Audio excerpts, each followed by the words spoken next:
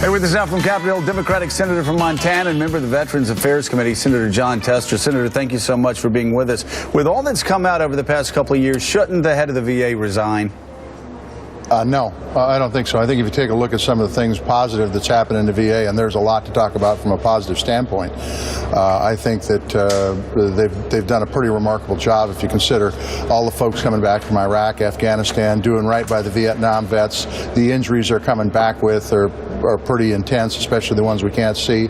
I think that the VA is doing a pretty darn good job. Now, that being said, if one veteran dies because somebody screwed up on a wait list, that's far too many. Well, first of all, I've got to say that there are a lot of veterans that would take exception to you saying, quote, the VA is doing a pretty good job. If you think the VA is doing a pretty good job, I think you may be one of the only people, not only in Washington, D.C., that think the VA is doing a good job, but maybe one of the very few people in America who believe that. I couldn't disagree with you more. I've been around the state of Montana. I've talked to veterans for the last 7 years, and I'm not a veteran, but I've talked to veterans, and I can tell you that almost without exception, they truly appreciate the VA. They like the health care that it offers. Is it perfect?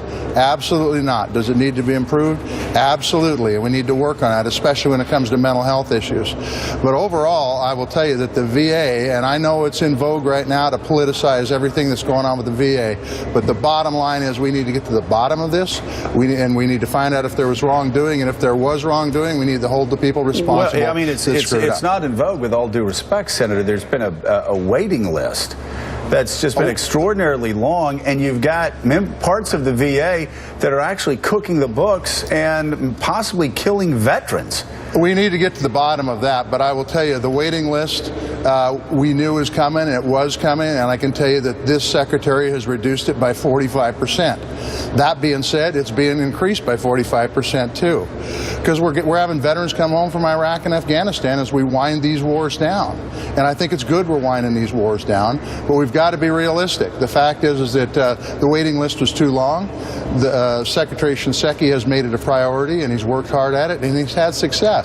In the meantime, what has Congress done? Well, we've had sequestration, we've had shutdowns, and we've given anything but certainty to the VA. So when we see politicians out there bad-mouthing the VA, they're pointing one finger at the VA and three back at themselves. Well, that's exactly how it should be. The vets are bad-mouthing the VA. I mean, you know, we come on this show and on this show, Paul Rieckhoff, certainly no friend of Republicans through the years during the Iraq War or Afghanistan. Paul Rieckhoff is bad-mouthing the VA. He's not a politician, and there are millions of other veterans that, for some reason, don't share your rosy scenario of the VA.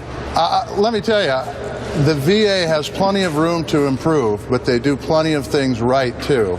I think if we want to focus on the negative and we don't want to focus on ways to improve the VA, then we'll be right where we are now, asking for resignations when we don't have all the facts. We need to get all the facts, and then we need to act appropriately.